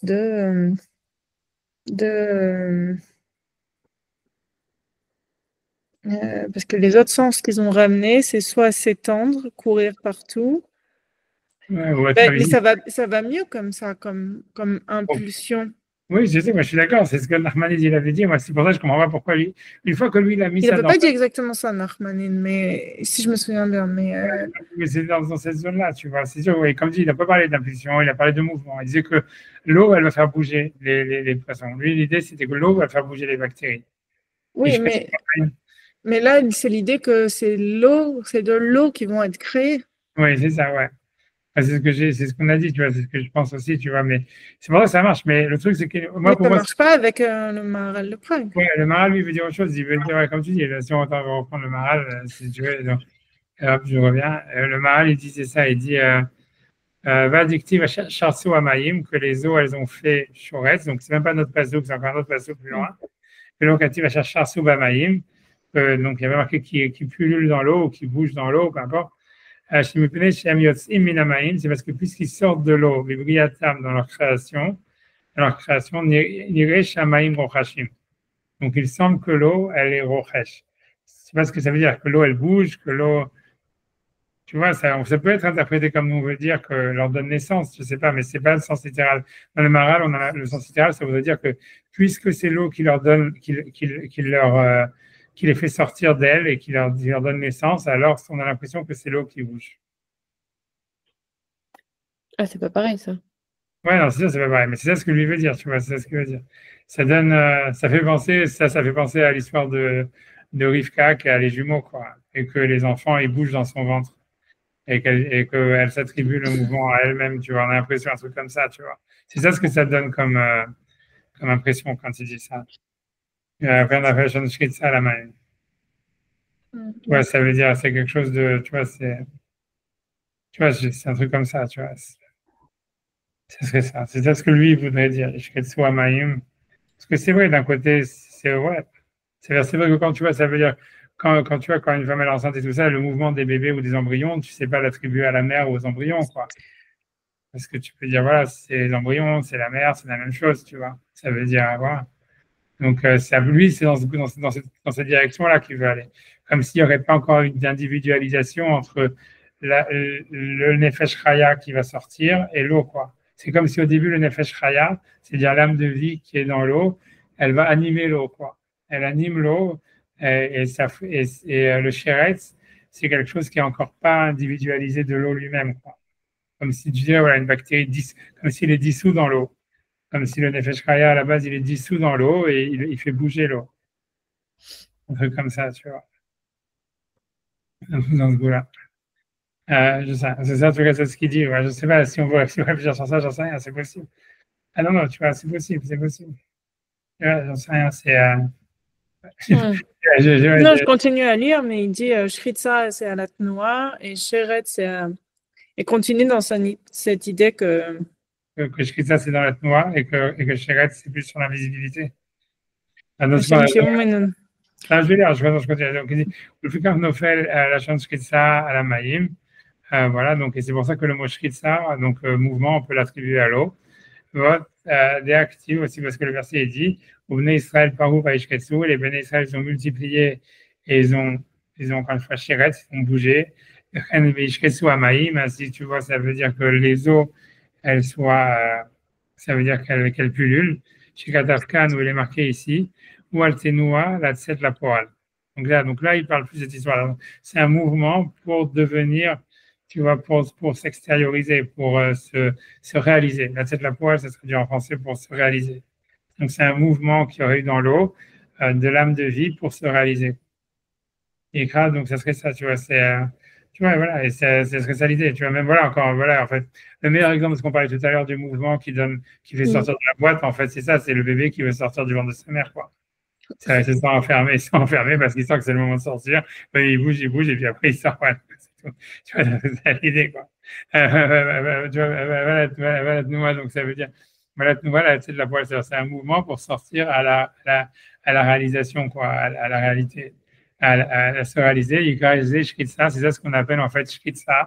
Donc ça veut dire, voilà, donc ça serait un mouvement, mais qu'en fait, voilà, donc le mouvement, il est initialisé par la mer, quoi, ici, en tous les cas, quel que soit le sens de la mer, mais ça serait un truc comme ça. Avec Achat Noua, les poèles, donc, voilà, donc quand le mouvement, il reste vraiment, donc il commence à se réaliser, des ribouilles à cause de sa multiplicité, Shkitsa, c'est ça ce qu'on appelle donc Shkitsa. Voilà, je sais pas comment traduire le mot, quoi. Pullulation, mouvement, je sais pas. Vashta leolam, la chaîne shritza la tnoua. Et donc, toujours, on pourra dire, donc encore une fois, que le mot shritza, ça vient sur le mouvement. Shenikrat sheres, Hashem shiomit noya. Donc, ça, c'est l'explication de Onkelos, il revient dessus. Donc, c'est appelé un sheres parce que c'est quelque chose qui bouge. Velo nire alichato. Mais, en fait, l'idée, c'est que c'est un mouvement tellement rapide qu'en fait, on ne peut pas distinguer, ou bien parce que c'est rapide, ou bien parce qu'il est à l'intérieur d'autre chose. Tu vois, donc en tous les cas, c'est pour ça que il est invisible. C'est l'idée, c'est ce que Rachid veut dire. C'est un mouvement invisible qui peut être invisible soit parce qu'il est couvert par quelque chose d'autre, comme les poissons dans l'eau, on va dire, ou bien parce qu'il est trop rapide pour que l'œil puisse en fait individualiser le mouvement. Donc maintenant, il dit 10 secondes, je dois scroll, 10 secondes, je vais y arriver. Veken Sharsu Amayim, et donc c'est ce qui est marqué dans le verset, donc encore une fois, les eaux, elles ont multiplié. Donc là, ça parle des grenouilles dans la plaie d'Égypte. Vasheretz Ayor Sephardeim. Donc le fleuve, il a fait Shoretz des grenouilles. Ipne Kayu Yotzim Bivriata Marbe. Donc parce qu'ils sortaient dans leur création beaucoup. Vatnoua les poèles derrière Ribouille. Et Krash Kitsa. Et donc quand quelque chose, il bouge pour se réaliser, pour exister, c'est ça ce qu'on appelle Shkitsa. Donc, c'est un mouvement qui entraîne une réalisation, une sortie, une création de soi, une réalisation de soi. Mais derrière Ravouille, ça ne veut pas dire qu'il y en a beaucoup. Oui, c'est ça. Mais ça veut dire que c'est un mouvement donc, qui devient de plus en plus rapide. Mais ce que ça te noie la pour elle, tu vois, ça veut dire un mouvement pour la réalisation derrière Ribouille, qui passe, tu vois, qui s'accélère, ça veut dire qu'il arrive au pour elle par une accélération, quoi. C'est comme si tu vois, c'est comme un moteur d'avion, quoi, un truc comme ça, quoi. Ça veut dire que ça atteint une masse critique, ça veut dire une rapidité critique qui permet en fait de générer la portée, quoi.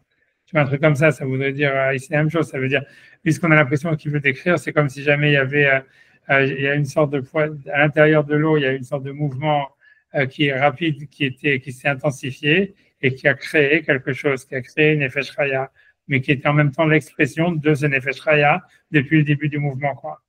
Tu vois, c'est ça l'idée, c'est le Nefesh Chaya, il est en même temps le sujet de l'action, ça veut dire celui qui va se découler du mouvement, mais en même temps aussi l'agent du mouvement, et en même temps la mer, l'eau, enfin ici, c'est là aussi l'agent, c'est aussi celle qui fait bouger ce mouvement du Nefesh Chaya, quoi. C'est comme si on a l'impression qu'il y a un moment où en fait il y a, ça veut dire voilà, dans ce mouvement, il y a et l'existence déjà de la chose qui va venir, qui va devenir pour elle, mais en même temps, c'est quelque chose qui est généré par, c'est invisible, comme il a dit Rachid, et, et pour deux raisons, parce que c'est un mouvement très rapide qui s'accélère et qui devient de plus en plus invisible, mais d'un autre côté, à la base, il est invisible parce qu'il est dans la mer, et la mer elle-même, si tu veux, elle est elle aussi l'agent du mouvement, quoi. Donc, en fait, c'est comme s'il y a une sorte de mouvement qu'on ne sait pas si jamais on va l'attribuer à quelque chose d'extérieur, c'est comme le Nefesh Chaya, ou à la mer, quoi. On ne sait pas qui est le générateur du mouvement. Tu vois, où on a l'impression, voilà, que les deux, tu vois, c'est ce que j'aurais dit, quoi. Ça veut dire qu'on a l'impression que les deux, c'est comme ça, les deux, ils se retrouvent dans ce mouvement, bien qu'en fait, voilà, les deux, ils se retrouvent, et la mer et le Nefesh Chaya se retrouvent dans ce mouvement. Maintenant, on a l'impression qu'en fait, c'est le même mouvement d'un côté, ça veut dire physiquement, c'est le même mouvement, mais en fait, il est vécu, on va dire, de deux manières différentes par la mer et par le Nefesh Chaya, quoi. Et que pour le Nefesh Chaya, c'est une manière d'exister, et pour la mer, c'est une manière d'exprimer une compression, et ça veut dire ouais, d'exprimer une sorte je sais pas, de compression, de libération, quelque chose comme ça. Moi, ça me fait vraiment penser à un accouchement, tout ce qu'il raconte, hein, mais,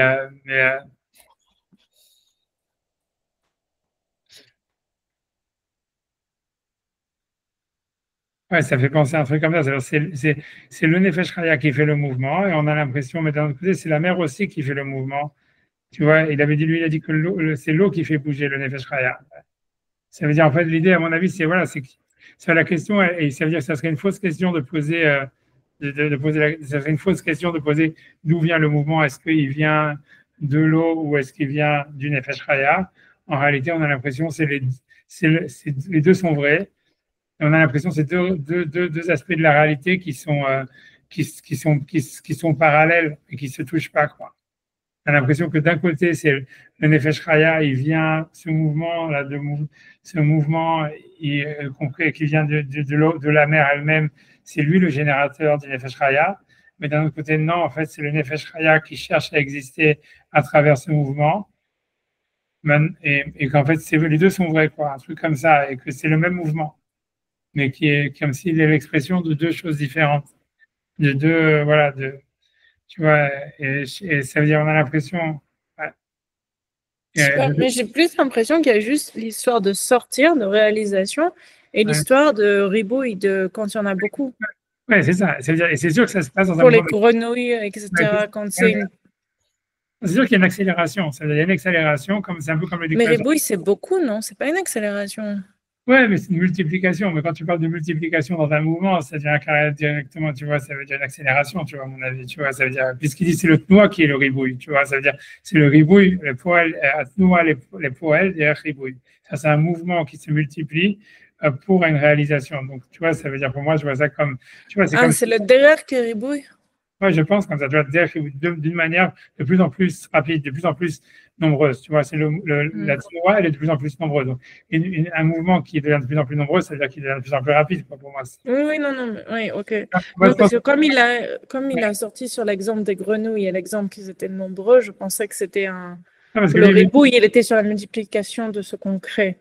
Ouais, de ce qui sort. Oui, mais lui, c'est la même chose. C'est comme si, tu vois, au début, il y a un mouvement hyper rapide qui s'accélère, jusqu'à ce qu'à un moment, ça arrive presque une sorte, je ne sais pas, d'explosion, on ne sait pas exactement quoi, mais ça crée ensuite une multiplication. Tu vois ici des grenouilles, ou j'en sais rien, des enfants d'Israël, peu importe, mais ça veut dire qu'il y a une sorte de multiplication qui vient par l'accélération, quoi. on a l'impression qu'avant, ce qui nous est décrit dans l'histoire du ribouille du Nefesh Chaya par la mer, on a l'impression qu'il y a un moment où, en fait, si je veux, le mouvement, ça veut dire ce mouvement qui va en s'accélérant et qui va être créateur, quoi.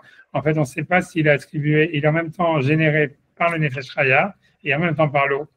Et en fait, il y a un mouvement, et c'est ce moment-là qui est décrit, quoi, ici, on a l'impression.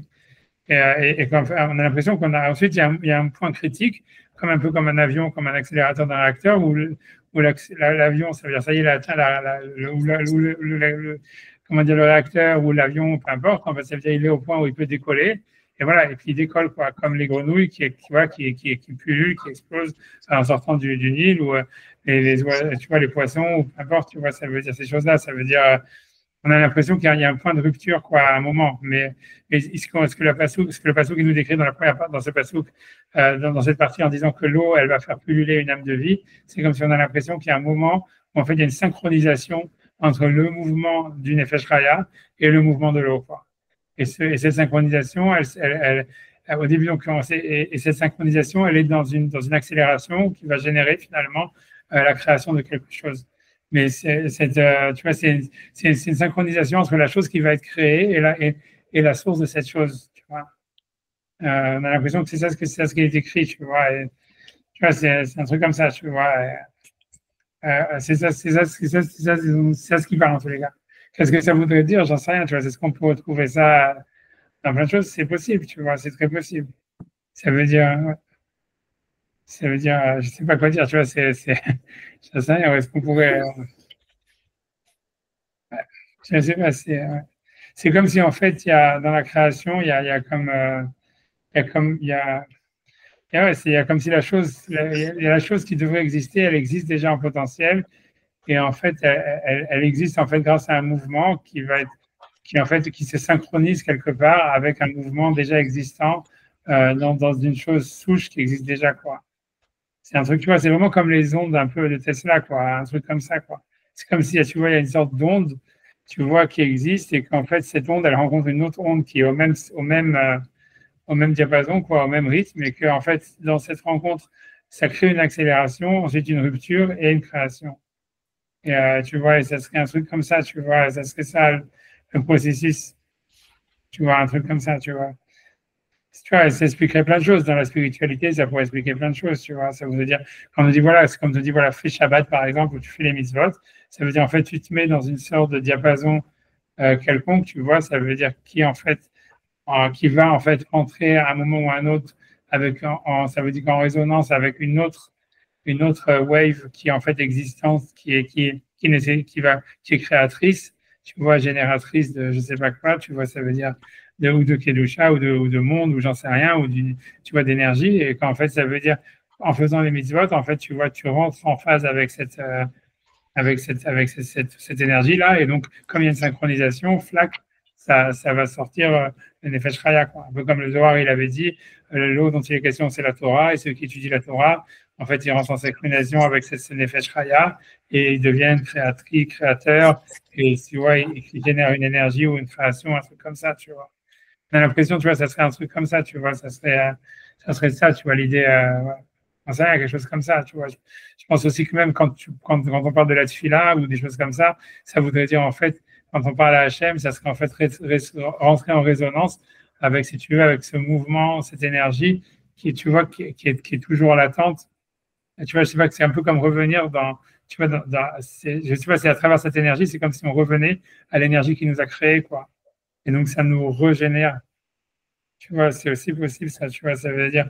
En fait, c'est comme si tu veux élargir ça, cette histoire-là d'une Nefesh Chaya, c'est un truc très général, ça veut dire, en fait, c'est comme si, en fait, il y a une onde, en fait, qui nous fait exister. Ça veut dire, on va dire, c'est Hachem à travers, on va dire, appelle ça l'eau ou ce que tu veux. Et qu'en fait, cette énergie, en fait, qui nous fait exister, ça veut dire, elle nous fait exister à travers un mouvement. Et nous, on est le fruit de ce mouvement qui nous fait exister. Et si jamais, en fait, nous, on retourne, on fait la tefila, on va faire les mitzvot, c'est comme ça se connecter à Hachem. En fait, ça veut dire on essaye je sais pas comment dire, à se remettre en phase avec cette onde-là, quoi. Et en faisant ça, on recrée de l'énergie, on se régénère, on recrée une vie, quoi. Puis c'est un truc comme ça, tu vois, j'en sais rien. Puisqu'en tous les cas, ce qui nous est décrit, je ne vais pas aller plus loin sur ça, parce que je sais qu'après, Odélie, elle va me tuer, mais ça veut dire, voilà, mais ça veut dire que l'idée, c'est, tu vois, ça veut dire qu'à mon avis, un truc comme ça, tu vois, ça veut dire, puisqu'on nous décrit ça, si tu veux, ce mouvement-là, en disant, voilà, il y a un moment où on ne sait pas si c'était la mer qui générait le mouvement, ou si c'est le Nefesh Chaya qui générait le mouvement. En fait, c'est comme la phrase, elle est ambiguë, on a l'impression qu'il faut les deux, en réalité, c'est comme si, en fait, plutôt, en fait, ce qui s'est passé, c'est une synchronisation, cette synchronisation, elle a créé une accélération qui a créé la vie, quoi, qui a créé le Nefesh Chaya. J'ai l'impression, tu vois, si on veut étendre ça, on pourrait dire que les mitzvot, on pourrait les expliquer comme ça, leur relation à Hachem. Bon, à mon avis, ça serait ça l'idée de la bina, tu vois. Tu vois, ça veut dire que quand on parle de bina, d'intuition, que c'est lié à la résurrection des morts, c'est lié à ça, à mon avis, c'est ça ça serait ça la notion, tu vois, de bina, tu vois, qui est lié à, voilà, qui est lié à tu vois, à la mer, etc. Je pense comme ça veut dire, je ne vais pas aller plus là-dedans, mais j'ai l'impression que ça serait ça, tu vois, puisque c'est toujours, tu vois, c'est un retour vers la mer, retour vers la terre d'où on a été créé pour renaître, tu vois. Et ça veut dire, en fait, ça serait un retour qui serait lié, en fait, à une sorte de synchronisation, en fait, plutôt qu'autre chose. Tu vois, ça veut dire, parce que c'est dans la synchronisation qu'on va créer de l'énergie. Tu vois, un truc comme ça. Ouais, genre ça, tu vois, je finis le moral, après je vais arrêter parce que j'en ai déjà trop saoulé comme ça pour aujourd'hui. En tous les cas, lui, il dit c'est un mouvement qui s'accélère et jusqu'à ce que finalement ça amène, tu vois, la création, la yotse et la chorale. Et c'est ça ce qui a fléché ça. Donc maintenant, je finis va falgav. Donc, elle dit va falgav, et bien que chat alef, baofot. Donc, bien que les chauves-souris dans les oiseaux, Yoter Katon Minarkulad Varbar, c'est plus petit que des rats. Et le cholet, je ne sais pas ce que c'est une sorte de rat à mon avis, mais je ne sais pas laquelle. C'est un ragondin, je crois. Ouais, un ragondin, peu importe. Et donc, sa question, c'est de dire pourquoi est-ce que donc, le Atalef, c'est pas appelé un Sheket Saof?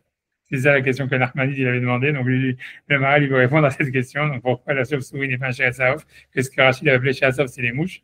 Melon Nekra Beshem Sheretz, c'est pas appelé un Sheretz. Nous, les fiches à Zvouvim, Yotarktanim, c'est parce que les mouches, elles sont plus petites que les chauves-souris.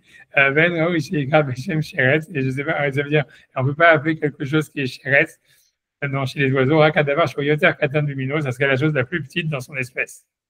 Mais dirait que Rochesh, et c'est donc c'est pour ça que Rachid, il a pas voulu, c'est pour ça que la Torah, elle appelle pas donc les chauves-souris Sheretz Saof, mais qu'on va appeler les mouches Sheretz parce que c'est plus petit, donc il faut choisir la chose la plus petite.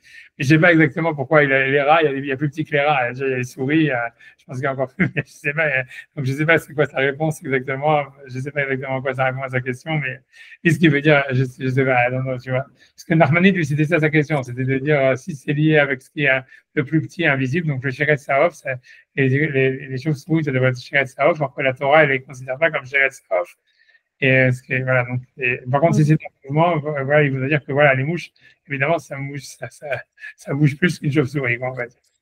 J'en sais rien, tu vois. J'en sais rien, voilà, je vais arrêter là, ouais, Ça continue ou c'est la fin? Ça, c'est du Maral, c'est fini, tu vois, sur ce sujet-là, évidemment. Ok. Après ça, je sais pas, la semaine prochaine, on va finir la suite du Passouk parce que ça, c'était Sheretz Nefesh Chaya, mais je crois qu'il y a encore d'autres choses après dans le Passouk. Voilà, mais voilà, je pense que sur Nefesh Chaya, on a fait Rachid, Nachmanide et le Gouraï. Il y a plein d'autres commentateurs à part ça si vous voulez, mais sinon, je pense que je me dis qu'on peut déjà avancer quand on peut. On va la prochaine semaine. Donc, ouais, je vais vous laisser tranquille. Bon repos. Merci beaucoup. Merci à vous. Au revoir. Au revoir.